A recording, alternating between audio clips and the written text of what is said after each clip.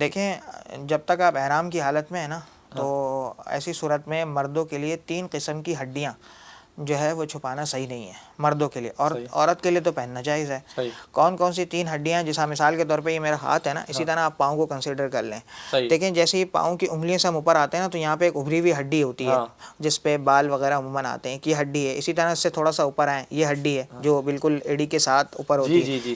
اسی طرح ایڑی کا جو پچھلا حصہ ہوتا ہے، تو یہ تینوں حصے آپ نے کھلے رکھنے ہیں، یہ تینوں، کیونکہ جب آپ اگر ایسی کوئی چپل پہنتے ہیں اس میں تینوں حصے آپ کے کھلے ہوئے ہیں، جیسے ہوائی چپل وغیرہ پہنتے ہیں تو آپ اس کو پہن سکتے ہیں، لیکن اگر یہ حصے کور ہو رہے ہیں تو پھر آپ پہ جزا لازم ہو سکتی ہے۔ جزا کا مطلب یہ ہے کہ آپ کو اگر آپ نے 1 گھنٹے پہنی ہے یا 1 دن 1 رات پہنی ہے یا 1 دن 1 رات سے کم 1 گھنٹے سے زیادہ پہنی ہے، تو ہر ایک کا حکم الگ الگ ہے۔ پھر عذر کی صورت میں پہنی ہے، بغیر عذر کے پہنی ہے، تو یہ ساری صورتیں ہیں۔ پھر جو صورت پیش آ جائے اس کا حکم معلوم کر لیں۔ ہمارے ہاں تو اس کو اچھا نہیں سمجھا جاتا کہ آپ چپل پہن کے مطاف میں جائیں یا مسح میں جائیں، صحیح کے لیے جائیں،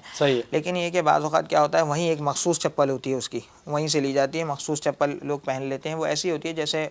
موزہ نما سی ہوتی ہے، جیسے نیچے موزے ہوتے ہیں اس طرح کی ہوتی ہے، لیکن اس کے اندر ہی پھر اس بات کا خیال رکھنا ضروری ہے کہ ہڈیاں کھلی ہوئی ہیں۔ تاہم ادب کا تقاضا یہی ہے کہ انسان تھوڑا سا برداشت کر لے اور ننگے پیر ہی چلتا رہے، کیونکہ یہ جو کیفیت ہے نا یہ عام کیفیت سے ہٹ کر ہے، کیونکہ عام جو عبادات ہے اس پر سر ڈھکنا بھی ہے، کپڑے اور یہ آستینیں وغیرہ جو ہے وہ ساری اچھی طرح ڈھکی ہوئی ہوں، اور جبکہ یہاں اور اچھی طرح صاف ستھرے ہوں اور خوشبو وغیرہ آ رہی ہو، اس میں کیا ہے طواف کے اندر اور سعی کے اندر احرام کی حالت میں آپ خوشبو نہیں لگائیں گے، آپ جو ہے وہ 1-2 چادروں میں ہوں گے، اور اس میں جو ہے نا پراگندگی پسند ہے، اس میں زیادہ اگر آپ صفائی کی نیت سے بار بار آپ غسل بھی کر رہے ہیں تو یہ بھی پسندیدہ نہیں ہے۔ ہاں کوئی وجہ ہے تو آپ کریں، لیکن اس کے اندر پراگندگی زیادہ پسند ہے۔ وہ پراگندہ بال ہوتے ہیں، حدیث میں آتا ہے کہ وہ ہاتھ اٹھاتے ہیں اللہ کی طرف اور دعا مانگتے ہیں، تو اس میں پراگندگی تھوڑا پسند ہے، سادگی اس طرح کی اس میں رہنا پسند ہے۔ تو اس میں یہی ہے کہ انسان جو ہے وہ ادب کی حالت اس میں زیادہ ہے کہ انسان ننگے پیر تھوڑا چل کے برداشت کرتے ہوئے یہ ارکان انجام دے دے۔